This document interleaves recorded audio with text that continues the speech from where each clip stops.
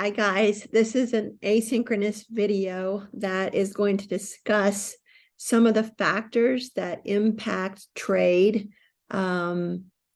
flows. And this is going to be a pretty short one. And some of the things I've already gone over a little bit, so it should be repetitive. But I'm going to share my screen with you. And I'm also going to write some of this down on the overhead. But I want to first give you kind of a heads up, like what we're going to actually talk about and some of these factors affecting the trade flows between countries. The first one is inflation. We're going to hit on inflation, aggregate national income, kind of like GDP, and then government policies. And I've only have about 3 of them that I'm going to talk about, but there's really a lot of them that we could. And then exchange rates. And so those are the 4 items that I'm going to hit on. And I'm going to write this down under the second camera. And so I'm going to stop sharing this. And I'm going to move to sharing on the camera. Okay, so see if you can see my paper.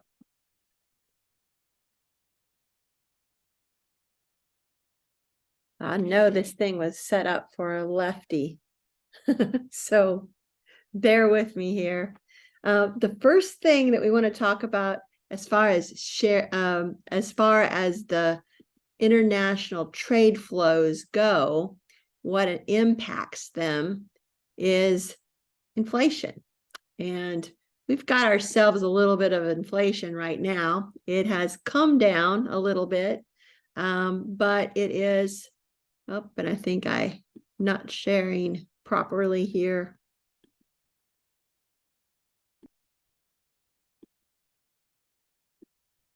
So you can see there we go.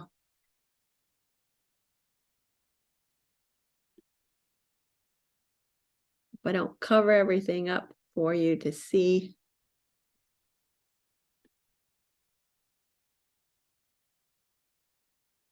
Okay, hopefully this works. All right, so inflation is the first one we want to talk about.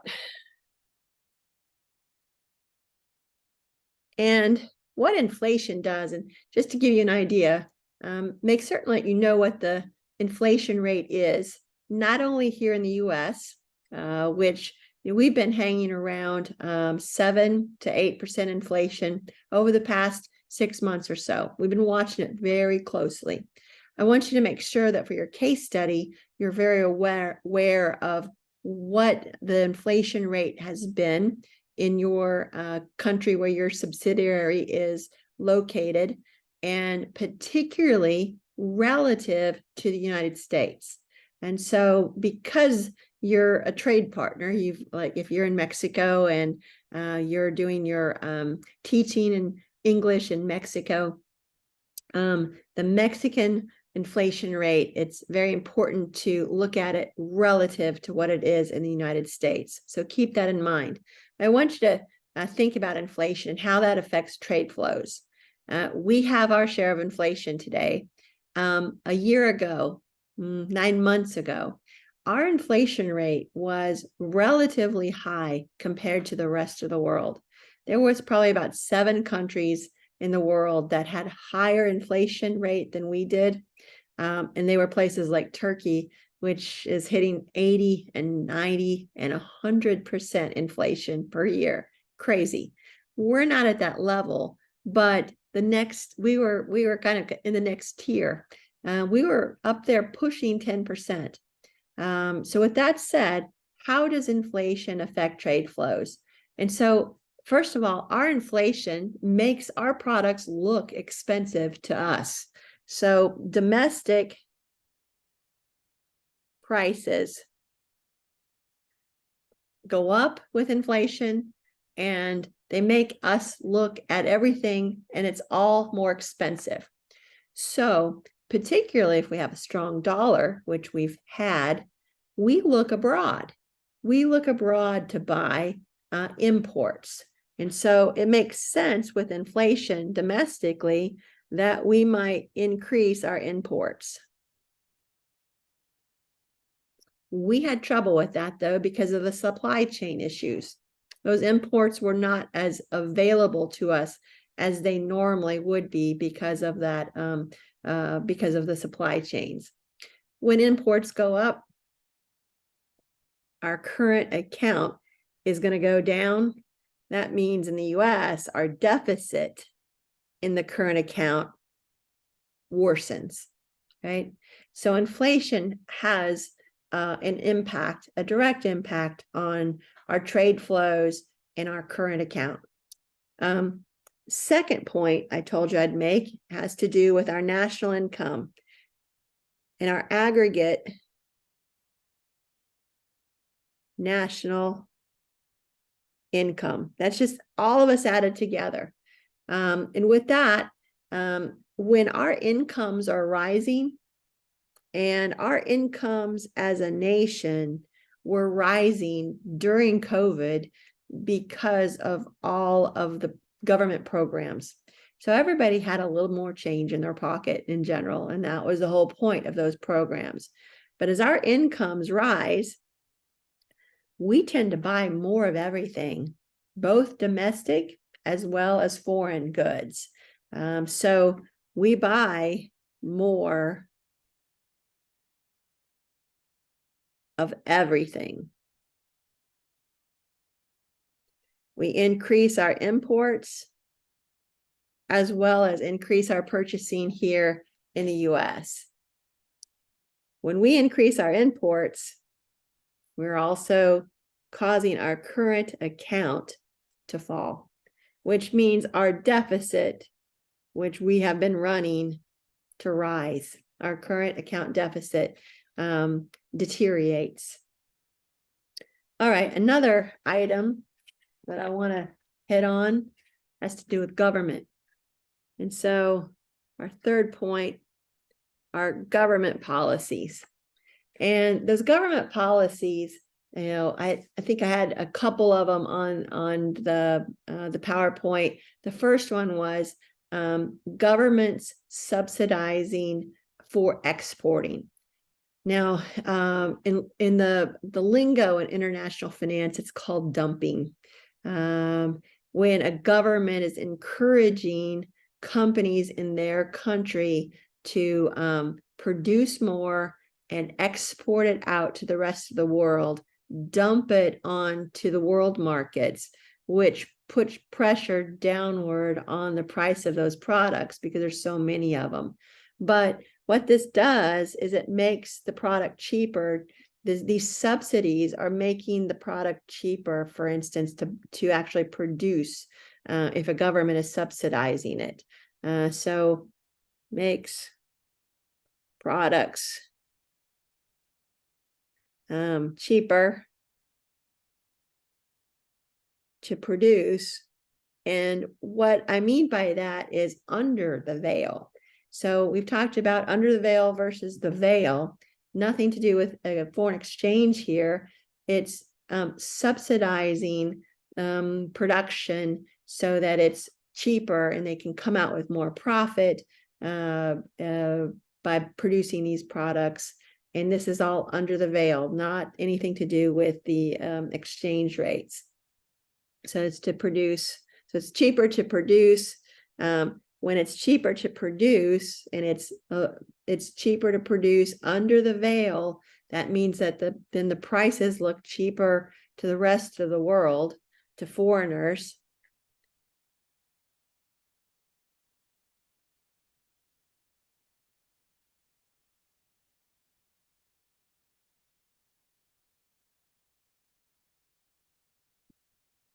Which then means that country's exports will rise. And if those exports rise, the current account will go up. So if that were the United States doing that, and the US doesn't do that, but if it were, our deficit would actually just look a little less worse. So in other words, it would be approaching closer to zero. And so we'd be running a smaller deficit. For those countries that are already running a surplus in their current account, it's just improving that surplus, increasing it. Another point, I think, with government that we talked about are restrictions on imports. So do this government restrictions on imports. And I love this example. This is one of the oldest import quotas. I'm going to call it an import quota, a restriction on imports. One of the oldest ones we have here in the United States is sugar. And sugar is produced in Louisiana. And it's also produced in Hawaii. And there's also something called sugar beets that they produce up in the Dakotas. But that is about all the sugar that we produce here in the US. And by putting an import quota on sugar, it protects the producers of sugar here in the US. So it's restricting the flow of sugar into the US from importing as much as we would like. And with that, this limits imports. And I'm using the example of a sugar. So that means that imports fall. And if imports fall, that means the current account is going to go up. It's going to improve the current account. So with sugar, it's kind of interesting that one policy that's a government policy at the federal level that protects sugar and the import, it restricts the amount of sugar coming into the United States. That is the reason for our corn industry to take its place. So we make corn syrup here in the US, and that is what a lot of our candy is made out of. And if any of you have ever traveled abroad, if you drink a Coke, a real Coke, one that has sugar or real sweet in it, not Diet Coke, not Coke Zero, but if you drank a Coke in Mexico, you would notice a distinct difference in the taste. And that taste is that it's corn syrup in the US and real sugar in Mexico. Same goes in Europe. So with that said, this whole thing of one quota on sugar has created an industry for the Midwest growing corn in Iowa, in Illinois, in Indiana, and even in my home state, Kansas. And that's one of the ways that this import quota got passed many years ago, was that Midwestern voters paired up with Southern voters, specifically Louisiana voters, to get that import quota through. It helps us all, but it's protectionist as well. So we actually end up paying somewhere in the neighborhood of 8 times what the rest of the world pays for sugar. And we are not using real sugar in a lot of our food. It's corn syrup. So that is, I think, an interesting fact to think about. Another one we want to hit on are exchange rates. This was the 4th item that we were hitting on, and that is, how do exchange rates impact international trade? Well, we've talked about this several times, and hopefully it's in your head. When the dollar strengthens, it makes our products here in the US look more expensive. If Japan weakened their yen, it would make their products on US shelves look cheaper to Americans. So a strong dollar makes it hard to export, right? Because our product looks so expensive, it doesn't look very price competitive. A weaker dollar helps our exports, and so therefore makes our product look cheaper to foreigners, and they're more likely to buy it, and makes us look more competitive. This is the veil that I've been talking about over and over again. So if the dollar value increases relative to foreign currencies,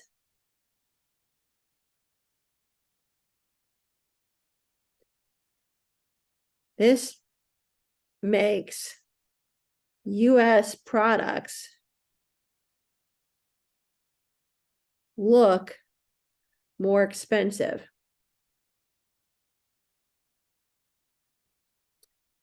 And for no reason under the veil at all, no real tangible reason, just exchange rates. So the veil itself. And if our products look more expensive, then we're going to export less. And if we export less, that means our current account will fall. And so that means that our deficit that we've been running in the US would actually deteriorate even more, making us have a larger deficit. Okay, so with that said, I think those were the main points that I wanted to communicate, to convey to you. But at the same time, one of these issues that comes up all the time, and let me share my screen again so you can see this.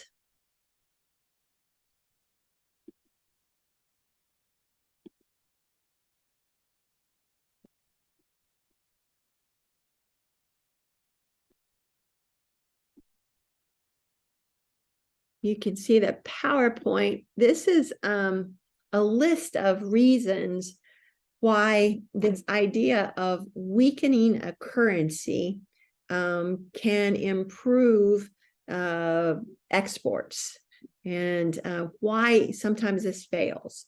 And so, it's an obvious policy for a country to up its exports by weakening a currency to make their products look cheaper to the rest of the world. One of the issues is that we can have counter pricing by competitors. In other words, some competitors under the veil can do real things to improve the efficiency of their production process and bring down the price of their product and compete head to head. Now, it's really difficult to compete with countries like Thailand and Malaysia and China, because they already have a production process that's very efficient. The workers are paid very little. And so the veil, the exchange rates weakening, make it even more impossible for an American company to compete with them. So with that said, that's one of the big issues that I think the Trump administration really was trying to hit on with a lot of these trade pacts, these trade agreements, including NAFTA, wanting to renegotiate some of the terms, and because they haven't been necessarily all that fair. But weakening a home currency in order to increase exports can fail because of competition in some cases. It can fail also because there's always a country out there that can weaken their currency by more. And you get into what we call, trade wars sometimes, and you've got wars between two countries devaluing and depreciating their currencies. And it's kind of a race to the bottom as far as weakening the currency to make their products look cheaper, and therefore export more to the rest of the world. There's also the case that prices are somewhat sticky, if you will. There's a lot of prearranged international transactions in which the price has already been set, and therefore weakening a currency isn't going to help. The transaction has already been contracted at a specific price, and it's a done deal. It just hasn't been delivered. So the weakening of the currency is not going to help immediately, might help down the road after some of these products that have already been kind of prearranged, pre-priced, have cleared the market. The fourth thing is called intercompany trade. This is an accounting idea. Particularly large multinational corporations who have subsidiaries in many countries can trade in-house.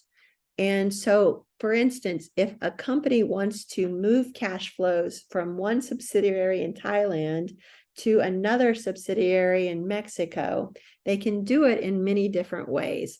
One of them is to pay a dividend to move that cash flow. Another is to, let's say the Mexican subsidiary is producing raw materials for the subsidiary in Thailand.